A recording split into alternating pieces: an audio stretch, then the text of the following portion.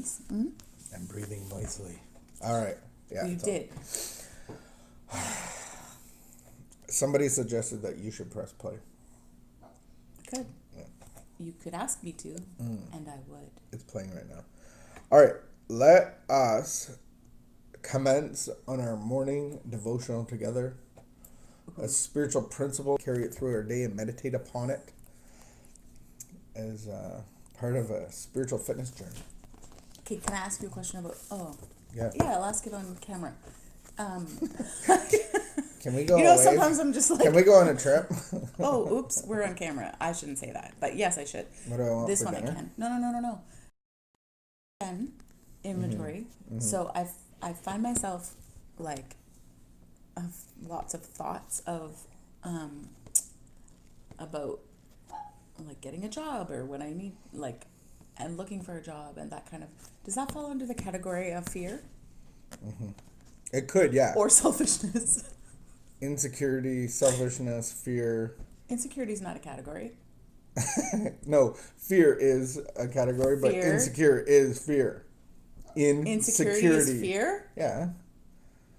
You're not secure, so you're fearful. So part of your instincts are sex, social, and security. So insecurity would be fear based. Yeah. So you just realize that your life has been built on fear, just like me.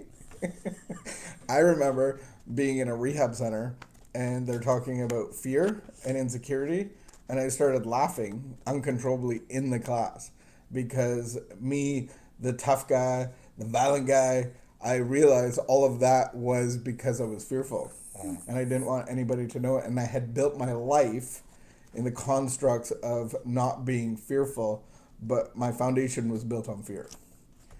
So you went around punching people, and I went around trying to figure out what I could do for them.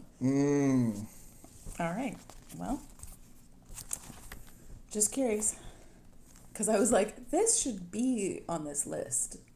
I just don't know where to put it. I did put it under fear. A good one. I also put it under selfishness. Yeah. I think some of them can make a double list. I really like my life the way that it is right now. Do you? Yeah. Okay. For them, I mean, okay, not entirely. It's getting heavy. It would be better if I could... Oh, my nose gets so itchy when we're recording. It's probably fear-based. Insecurity. If I could do all the fun things that I wanted, of course I would, and do all the social without in the back of my head, I always have insecurity and fear about doing the wrong thing. Oh, I hate that. Like picking the wrong career. And I've had to run a lot of errands this week, extra errands this week, and 50% of the time I have to go back to my car to get my mask. And it makes my face itchy. You should leave it hanging, dangling. I do. I dangle it. I put it on I know you love that. I dislike that. I know you do. I put it on the rearview mirror. I know you passionately. Vehemently. I think you actually told me. No, you really did. You said, why don't I just buy a pack of smokes and stick it in my bra? That's what you said. It's up there in the... Nothing wrong with that, by the way. Oh. The other thing I was going to say about the step 10, one can put that into become obsessive about things. So it can be part of the mental obsession, which the daily inventory can be if the daily I'm inventory itself can be part about the mental obsession. No, the step 10. Yeah. If I have Don't these call it things, step 10. Nobody knows what you're talking about. They should. Well, there's 3 people watching, but they might not. They might not know. People. But if I'm looking out for those things. But the other thing that I have to be aware of is my mental obsession. So the mental obsession ends with I need a break, and that I can take this kind of break, whether it's a drink or getting back into a relationship. I can take this drink without impunity. And so, but the mental obsession or the spiritual sickness even can start well before that, where I'm just obsessive about lots of things. Are you Googling something right now? You are. I am. Impunity. Without damage. Exemption. from punishment, or freedom from the injurious consequences Injurious. of an action. Yeah. Okay, step 10 is what? Tell me step 10 again. We're watching out daily for 4 things. Yeah, no, I know what I'm doing. Every day, I'm doing a daily inventory throughout the day to watch out for fear, dishonesty, resentment, and selfishness. Tell me and then confessing it, and then making amends. Confessing it and making amends so that it's so that things are dealt with quickly and don't build up and become bigger.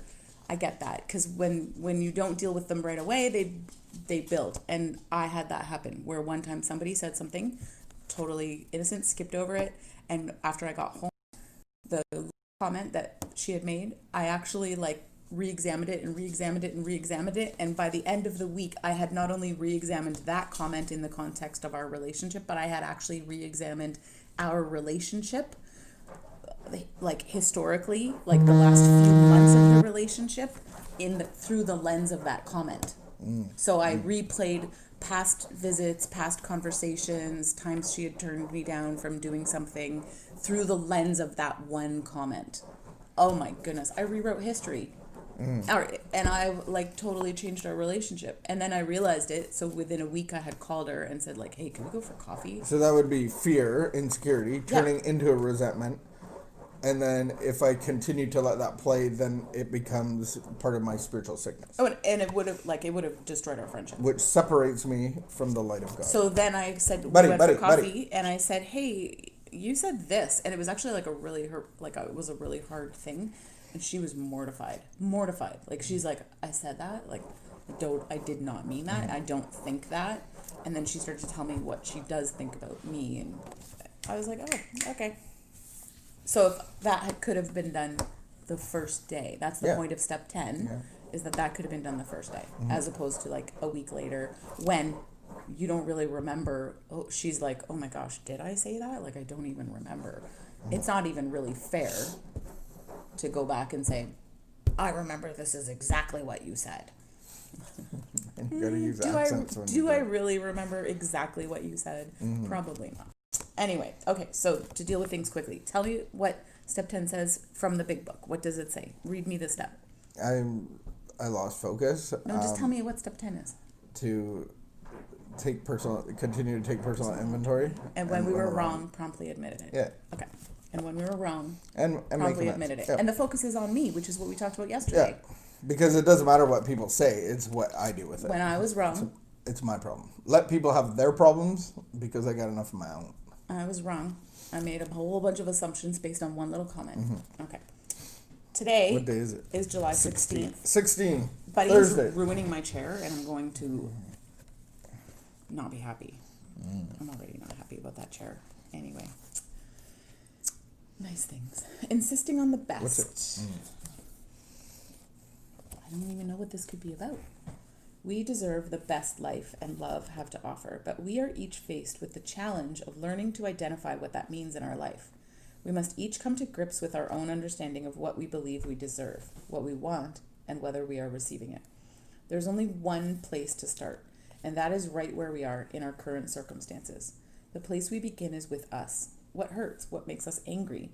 What are we whining and complaining about? Are we discounting how much a particular behavior is hurting us? Are we making excuses for the other person, telling ourselves we're too demanding? Are we reluctant, for a variety of reasons, especially fear, to tackle the issues in our relationships that may be hurting us? Do we know what's hurting us?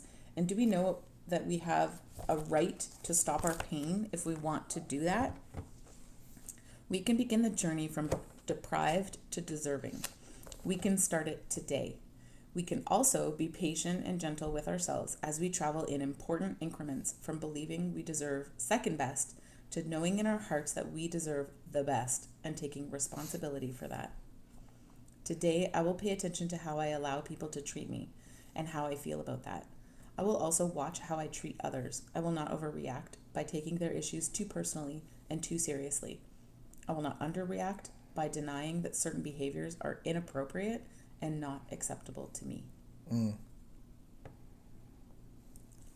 That's good. Go. I was just quick. Okay. I was thinking. I know what you're going to say. Because I read it. Go ahead. my first reaction is that the life that we create in addiction actually gives us life and validation, but it's not the life that we want, because it feels like it is, but it leaves us powerless and our lives are unmanageable because of what it's giving us. And it does give us a solution for spiritual sickness, but then it takes our life away.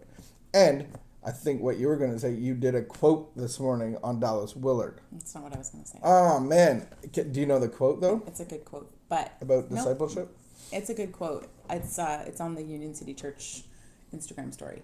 Facebook story probably too. But what I was going to say is that I remember early, like after you went to rehab, somebody gave me a piece of paper. Actually, it was a few sheets of paper. And in it, they had rewritten verses from the Bible to personalize them to me. And they were basically about how much God loved me, how worthy I was, how important I was to him. And I think that, like, those verses from the Bible, I remember sitting and sobbing at times and then going and getting them. I still have them in my like little purse Bible. I remember, and I mean at the time we weren't living as Christians at all. It's not like I always kind of believed there was a God, but I just didn't really know what to do about that or with that.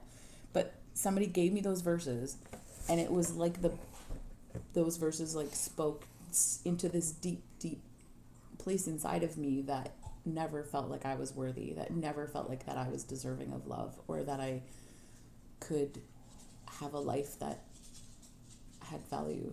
Mm-hmm. And I think that's so important, because how do I move from like, where did it say? How do I move from like denying that certain behaviors are inappropriate and not acceptable to me, or that thinking that I'm worth actually like making different choices? Well, the word deprived struck me because in addiction, it actually deprives our life, but it's the illusion that it doesn't, and the delusion that a Christian life is actually going to deprive our lives. It's not going to be fun. I have to like be a monk in some Himalayan mountain, and that sounds fun right now. It's really going to rob my life. And it's like I've created all this life, and the delusion is that it's the best life, but the reality is the best life is the life with God, wherever that leads, but it's the unknown and it's fearful. And we start going on a journey from being deprived to being deserving. And so we have a good God that has for us, and it might not be what we think it is. So in our delusion, we actually think that this life with God is going to be this dead end, boring. I'll have to like be a missionary in Indonesia, or whatever. And the addictive life is what we hold on to. But if I just change my relationship, or if I just stop drinking, then my life would be good. But the reality is, this life that we've had was actually built on addiction. And we long to hold on to that and make that normal. And that's part of that spiritual sickness and mental obsession. And so you could actually just skip a line in what you just said and just say this life that we've built is actually built out of spiritual sickness. And we've built a life that's separated from God. We've built a life that has just been built out of our own hurt and pain and suffering, or maybe we've compensated because of things that we've done to us, or beliefs that we have about how we always need to put other people first to our own detriment. What's good. Your quote? It's really good. So close with a quote. So the concept being that we can believe in God, and then we make a decision of like, okay, God, I believe in you, and I want to do something different with my life. And so the reading was basically about like, that's one thing to say like, okay, I believe in God, but there's actions that need to follow. If there's no actions that follow, then we stay in a stuck place. And so the actions that follow are something that we call discipleship in the Bible. And it's basically like back when Jesus walked the earth, his people came to believe in him and they followed him. And so he said, like, drop everything and follow me. And it seemed like a huge cost. Like, what do you mean? I'm going to leave my family? I'm going to leave my work? I'm going to leave everything and just follow you? That seems crazy. But the cost of not doing that is what this quote is. And so Here's your quote. Discipleship might seem like it costs everything, but non-discipleship costs abiding peace, a life penetrated throughout by love, faith that sees everything in the light of God's overriding governance for good, hopefulness that stands firm in the most discouraging of circumstances, power to do what is right and withstand the forces of evil. Wow.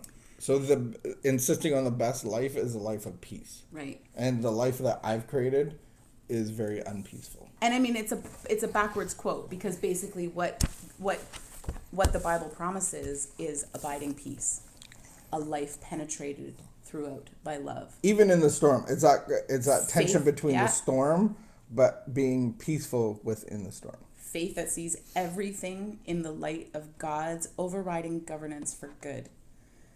Hopefulness that stands firm in the most discouraging of circumstances, and the power to do what is right and withstand the forces of evil. Amen. Amen. We can't do it alone. And it's the illusion that we can.